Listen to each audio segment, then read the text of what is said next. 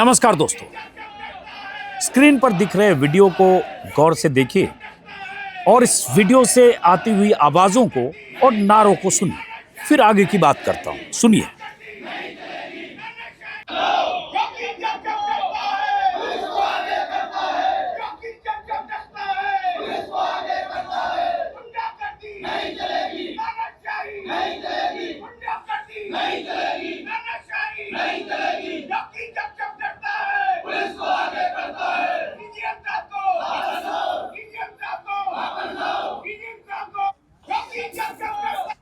नारे लग रहे हैं, योगी जब जब डरता है पुलिस को आगे करता है, गुंडागर्दी नहीं चलेगी, तानाशाही नहीं चलेगी। लेकिन आखिर में कहा जा रहा है सीजेएम साहब को वापस लाओ, वापस लाओ।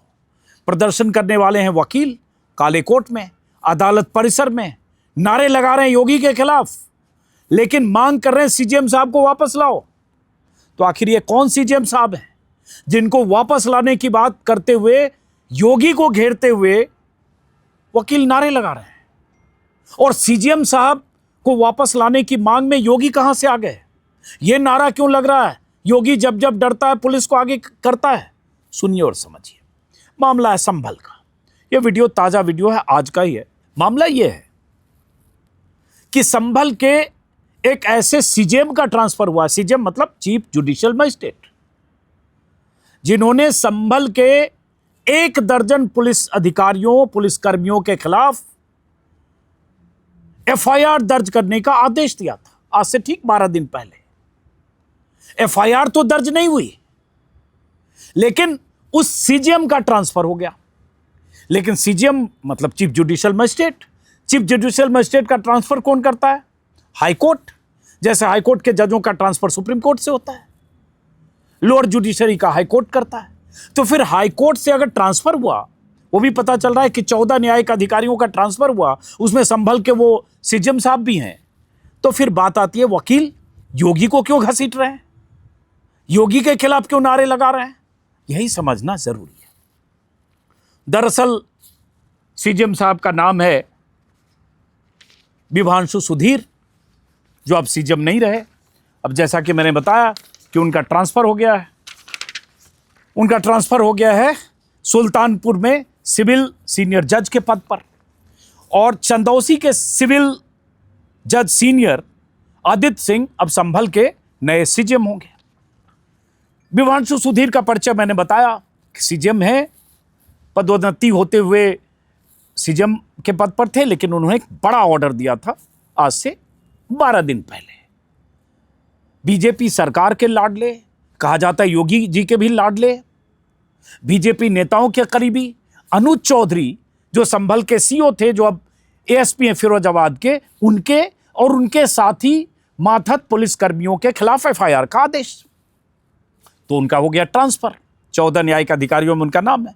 और जो नए सीजेएम अब संभल के आए हैं, आदित्य सिंह, उनका परिचय सोशल मीडिया पर लोग बता रहे हैं कि संभल के श्री हरिहर मंदिर बनाम शाही जामा मस्जिद के दावे पर सर्वे के आदेश आदित्य सिंह नहीं दिए थे। तो एक तरह से आदित्य सिंह का कहा जा रहा प्रमोशन किया गया और उन्हें वहां से ट्रांसफर किया गया। अब पूरे मामले को जरा समझिए। उससे पहले एक जुमला या कहावत, जो पुरानी कहावत है, सैया भये कोतवाल तो डर काहे का। तो माना जाता है कि अनुज चौधरी, जैसा कि मैंने कहा, कि बीजेपी के करीबी हैं। लेकिन क्या गुनाह था अनुज चौधरी का, सीओ का, डीएसपी रैंक के अधिकारी होते हैं यूपी में, कि उनके खिलाफ विभांशु सुधीर सीजेएम ने एफआईआर दर्ज करने का आदेश दिया था? उसको भी समझना जरूरी है।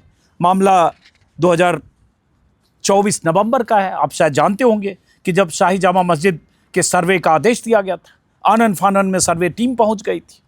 जामा मस्जिद के बाहर हिंसा हुई थी। सर्वे के दौरान बहुत सारे हिंदुत्ववादी लोग नारे लगाते हुए पहुंचे थे। वहां बहुत तनाव पैदा हुआ था।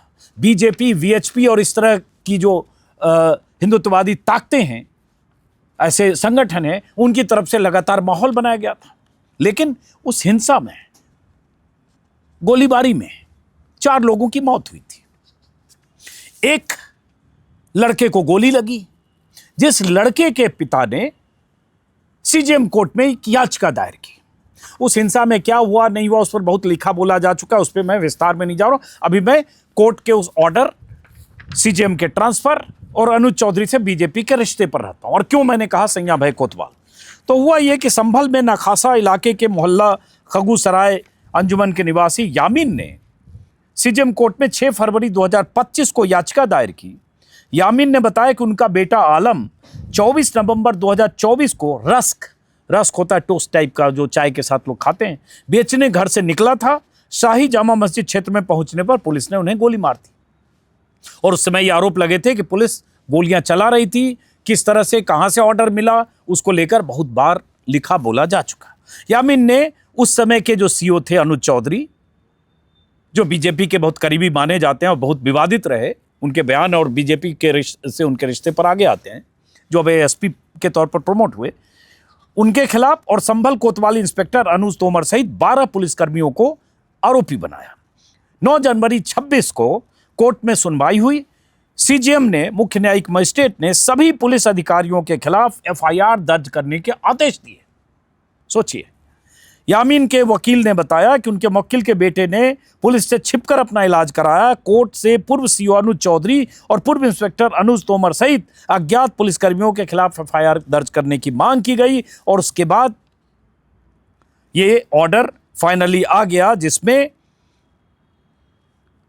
तत्कालीन इंस्पेक्टर पंकज लवानिया सहित 11 पुलिसकर्मियों पर एफआईआर का आदेश दिया गया, जिसमें घटना के समय तैनात रहे 2 इंस्पेक्टर, 4 दरोगा और सिपाही शामिल थे। कोर्ट ने यह भी कहा कि थाना बहजोई के थाना अध्यक्ष को निर्देश दिया कि तत्काल मुकदमा दर्ज कर 3 दिनों के भीतर कोर्ट को सौंपे। लेकिन प्रतिक्रिया क्या हुई? कोर्ट का ऑर्डर उन पुलिस वालों के खिलाफ एफआईआर दर्ज करने का था जो पुलिस वाले वही काम कर रहे थे जो बीजेपी चाहती है, जो बीजेपी सरकार चाहती है। मामला हिंदू मुसलमान का था। जामा मस्जिद के नीचे किसी सैकड़ों साल पुराने किसी हरिहर मंदिर की दावेदारी थी। सर्वे के दौरान हिंसा और विवाद और घटना हुई। ये बीजेपी और बीजेपी की पूरी मशीनरी को सूट करता है। गोली चली। अब उसके बाद एफआईआर उन लोगों पर। तो एसपी जो के विश्नोई हैं, उनका ऑर्डर, ये बयान आया कि फैसले के खिलाफ हम अपील करेंगे। हिंसा की जुडिशियल इंक्वायरी हो चुकी है, इसलिए ये एफआईआर दर्ज नहीं की जाएगी। हम कोर्ट के फैसले के खिलाफ अपील करेंगे। और यही पुलिस वालों की तरफ से कहा गया। हालांकि सोशल मीडिया पर कोर्ट के फैसले की बहुत तारीफ की गई। अखिलेश यादव ने ट्वीट किया, जो यूपी के पूर्व मुख्यमंत्री, बहुत सारे लोगों ने कहा कि अब उन पुलिस वालों को एक्शन का सामना करना पड़ेगा और कानून के हाथ लंबे होते हैं। आखिरकार वो पुलिस वाले नप सकते हैं जिन पुलिस वालों ने फायरिंग की या जिनके फायरिंग करने के तरीके पर जो हथियार इस्तेमाल किए गए उस पर सवाल था। लेकिन अब ट्रांसफर की खबर आई। उसी में खबर यह भी थी पुलिस की भूमिका को लेकर। याचिका में यह कहा गया था कि घायल जो आलम था लड़का, उसकी पीठ में 2 और हाथ में 1 गोली लगी थी। कई जगह इलाज कराने की कोशिश की गई, लेकिन जो मेडिकल दस्तावेज से पता चला कि इलाज के दौरान आलम के शरीर में 32 बोर की गोली निकाली गई और मेडिकल रिपोर्ट में साफ तौर पर गन शॉट की पुष्टि की गई। पुलिस की तरफ से दलील दी गई कोर्ट में कि 32 बोर की गोली का पुलिस इस्तेमाल नहीं करती, इसलिए आलम पुलिस की गोली से घायल नहीं हुआ। हालांकि उस समय कुछ ऐसी भी बात आई कि गैर लाइसेंसी हथियारों का भी उसमें इस्तेमाल हुआ। पुलिस ने तर्क दिया कि अस्पताल में भर्ती के दौरान आलम ने कथित तौर पर पड़ोसी विवाद में गोली लगने की बात कही थी। लेकिन कोर्ट में कई अदालती आदेशों और सुप्रीम कोर्ट की गाइडलाइंस का हवाला देते हुए गोली किसने मारी ये घायल व्यक्ति बेहतर तरीके से बता सकता है। चूंकि घायल आलम ने पुलिसकर्मियों पर आरोप लगाया, इसलिए एफआईआर दर्ज होना जरूरी है। ये ऑर्डर दिया विभांशु सुधीर ने। उसके बाद जैसा कि मैंने कहा, उनका ट्रांसफर हो गया। अब ट्रांसफर के बाद सवाल टाइमिंग का है कि इतने गंभीर मामले में पुलिस वालों के खिलाफ एफआईआर दर्ज करने के ऑर्डर देने वाले सीजेएम का ट्रांसफर 10 दिन 11 दिन के भीतर अगर हो गया तो टाइमिंग पर सवाल उठ रहे हैं। और उनकी जगह जिनकी पोस्टिंग हुई उनके बारे में मैं बता चुका हूं। अब अनुज चौधरी कौन है? बहुत सारे लोग सोशल मीडिया पर लगातार ये पोस्ट कर रहे हैं कि आखिरकार एक न्यायिक अधिकारी का ट्रांसफर सिर्फ इसलिए तो नहीं किया गया कि उन्होंने कुछ पुलिस वालों के खिलाफ एफआईआर दर्ज करने के आदेश दिए। अब अनुज चौधरी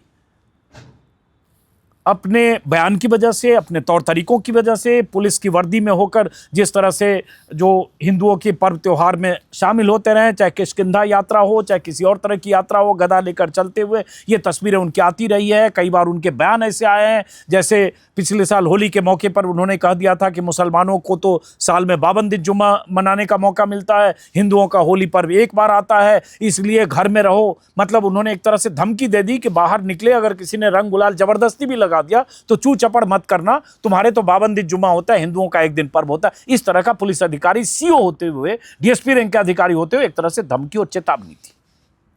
और एक नहीं, उनके लगातार ऐसे कई बयान है। स्पोर्ट्स कोटा से भर्ती हुए 2012 में, और उसके बाद अभी एएसपी बन गए, और कहा जा रहा है एएसपी उन्हें रिवार्ड बहुत जल्दी मिला, चूंकि योगी जी के करीबी हैं। और उस बयान के बाद होली के मौके पर जो बयान दिया और भी जब विवाद हुआ, तो योगी ने एक तरह से अनुज चौधरी को डिफेंड किया किसी इंटरव्यू में। एक मुख्यमंत्री एक डीएसपी रैंक के ऑफिसर को डिफेंड कर रहा है, जो डीएसपी अपने कारनामों की वजह से, अपने बयानों की वजह से, अपने रवैये की वजह से, मुस्लिम विरोधी तौर तरीकों की वजह से बदनाम है या कुख्यात है, या जिन पर सवाल उठते हैं। अब जैसा कि मैंने कहा, अनुज चौधरी कौन है, उनका अगर संक्षिप्त परिचय देखें, जो मैंने कहा स्पोर्ट्स कोटा से बहाल हुए, ठीक है, अच्छे स्पोर्ट्समैन है, बॉडी बिल्डर है, वो सब तो हैं, लेकिन ज़हनी तौर पर क्या है वो इंपॉर्टेंट है, वो दिखता है। और जो उनके बयानों का मैंने जिक्र किया, अनुज चौधरी 3 भाइयों में से एक हैं। उनके भाई अमित चौधरी मुजफ्फरनगर में बीजेपी के जिला उपाध्यक्ष हैं, शायद अभी खबर में, हो सकता है हट गए हो, पहले थे, और ब्लॉक से ब्लॉक प्रमुख रह चुके हैं। उनके भाई की पत्नी मुजफ्फरपुर सदर की ब्लॉक प्रमुख है। अमित को केंद्रीय मंत्री संजीव बलियान का करीबी माना जाता है। और इस तरह से अनुज चौधरी का एक तरह से बल्कि उनके बारे में तरह तरह की बातें आती। एक समय में ये भी आ रहा था कि वो चुनाव लड़ सकते हैं, ये सब चीजें सोशल मीडिया पर चलती। जब उन पर मुकदमे की बात आई, माफ करिए, जब उन पर एफआईआर दर्ज करने की बात आई, उसी बीच खबर यह भी आई कि अनुज चौधरी गोरखपुर गए 16 तारीख को। 9 तारीख को कोर्ट का ऑर्डर है, 16 तारीख को गए गोरखपुर और गोरखनाथ की शरण में पहुंचे, खिचड़ी जिस दिन था।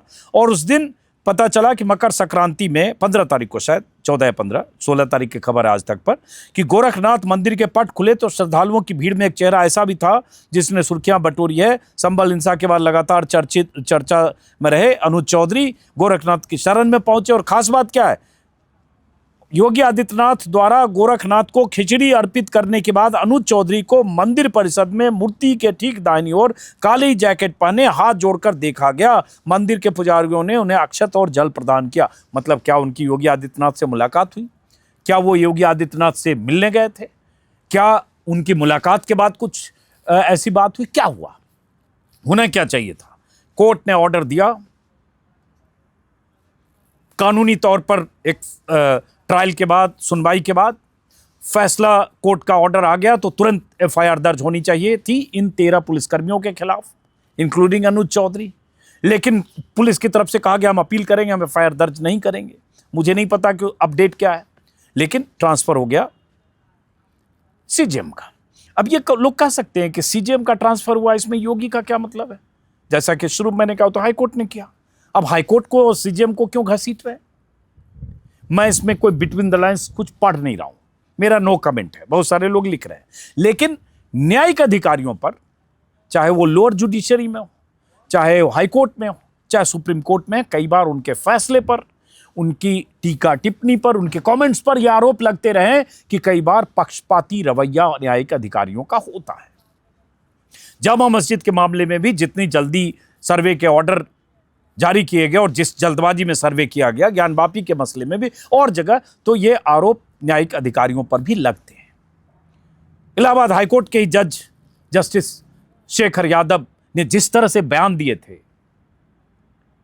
वीएचपी और आरएसएस और बीजेपी से जुड़े समूह के बीच जाकर, उनके कार्यक्रम में जाकर, वो बयान सीधे तौर पर हेट स्पीच की तरह था, मुसलमानों के खिलाफ था और एक हिंदुत्ववादी सोच की नुमाइंदगी करने वाला था। कोई जज जाकर इस तरह का बयान दे उस मंच पर, उस संगठन के मंच पर, जो संगठन माना जाता है कि हिंदुत्ववादी संगठन है, माना जाता है कि मुसलमानों के खिलाफ नफरत की सोच, नफरती सोच रखने वाला संगठन है। वहां कोई जज कैसे जा सकता है, जस्टिस उसके मंच पर कैसे जा सकता है और उसी तरह की भाषा कैसे बोल सकता है? लेकिन शेखर यादव ऐसा कर चुके हैं। उनकी बात, उनकी शिकायत सुप्रीम कोर्ट तक गई, उसमें क्या हुआ अभी मुझे नहीं पता। लेकिन मैंने कहा यह आरोप लगते रहे बहुत सारे जुडिशियल अफसर पर। यह आरोप भी लगते रहे हाल के दिनों में कि न्यायपालिका में ऐसी भर्तियां भी होने लगी है और होती रही हैं जिनका बैकग्राउंड बीजेपी से जुड़ा हो, बीजेपी के करीब माने जाते हैं न्यायिक अधिकारी, क्योंकि कैसे भर्तियां होती है, कैसे जुडिशियल अफसर अपॉइंट होते हैं हायर जुडिशरी में, हाई कोर्ट में पता है। ये बॉम्बे हाई कोर्ट में जस्टिस के तौर पर एक नियुक्ति पर अभी कुछ महीने पहले बहुत बवाल उठा था, जब पता चला कि जिनकी नियुक्ति हो रही है उनका रिश्ता बीजेपी से रहा है। खैर, हम वापस लौटते हैं अनुज चौधरी पर। तो ऐसे लोगों के लिए कहा जाता है सैया भय कोतवाल तो डर काहेगा। अब अनुज चौधरी प्रमोटेड हैं, ऑलरेडी एएसपी हैं, सीजीएम का ट्रांसफर हो चुका है। तो क्या ऐसे मामलों में, ऐसे ऑर्डर के 10 दिन के भीतर अगर ट्रांसफर होगा तो क्या यह न्यायपालिका में संदेश नहीं जाएगा कि इस ट्रांसफर के पीछे टाइमिंग है या गलत टाइमिंग है? भले कहें कि 14 न्यायिक अधिकारियों का ट्रांसफर हुआ है, क्या न्यायपालिका को ट्रांसफर करने वाली अथॉरिटी को हाई कोर्ट ने ट्रांसफर किया तो या सुप्रीम कोर्ट ने ट्रांसफर किया तो क्या ऐसे मामलों में फैसले देने वाले न्यायिक अधिकारियों को प्रोटेक्ट नहीं करना चाहिए? और मैंने जैसा कि कहा, हायर जुडिशरी में भी इसकी मिसालें हैं। Justice Muralidharan Delhi high court के जस्टिस थे। दिल्ली दंगों के बाद जिस रफ्तार से उन्होंने सुनवाई की, फास्ट ट्रैक, उस पर लगा कि शिकंजा कस सकता है बहुत सारे ऐसे लोगों पर जो सरकार समर्थक हैं या जिन्होंने दंगा में भूमिका निभाई, चाहे पुलिस वाले या कुछ और। तो जस्टिस मुरलीधरन का ट्रांसफर हो गया था पंजाब हरियाणा हाई कोर्ट, बाद में उड़ीसा हाई कोर्ट के चीफ जस्टिस से रिटायर किए, सुप्रीम कोर्ट नहीं पहुंच पाए। तो ऐसे बहुत सारे सवाल हैं। बहुत सारे लोग ट्विटर पर लगातार यही लिख रहे हैं। जो ट्रांसफर हुआ सीजीएम साहब का, विभांशु सुधीर का, बहुत सारे ट्वीट कर रहे हैं, टाइमिंग पर सवाल उठा रहे हैं कि आखिर क्यों न समझा जाए कि अनुज चौधरी के खिलाफ मुकदमा दर्ज करने के ऑर्डर की सजा उन्हें मिली। हालांकि मैं फिर कहूँगा, मैं इसमें कोई बिटवीन द लाइंस नहीं पढ़ रहा हूँ, टाइमिंग पर सवाल है, इसलिए बहुत सारे लोग ये सवाल उठा रहे हैं। फिलहाल इस वीडियो को ख़त्म करते हुए कि चीफ जस्टिस ऑफ इंडिया को, chief justice of high court को ऐसे मामलों में ये नज़र ज़रूर रखना चाहिए कि किसी जज ने, किसी न्यायिक अधिकारी ने अगर कोई ऐसा ऑर्डर दिया है तो ऐसे वक्त में 8 दिन, 10 दिन, 15 दिन के भीतर अगर ट्रांसफ़र होता है तो पब्लिक परसेप्शन में कुछ सवाल उठते हैं, जहन में कुछ सवाल कौनते हैं। वो सवाल ना उठे, डाउट ना हो, शक शुबा ना हो, इसकी जिम्मेदारी न्यायपालिका की है। फिलहाल इस वीडियो को खत्म करते हैं, फिर मुलाकात होगी। नमस्कार।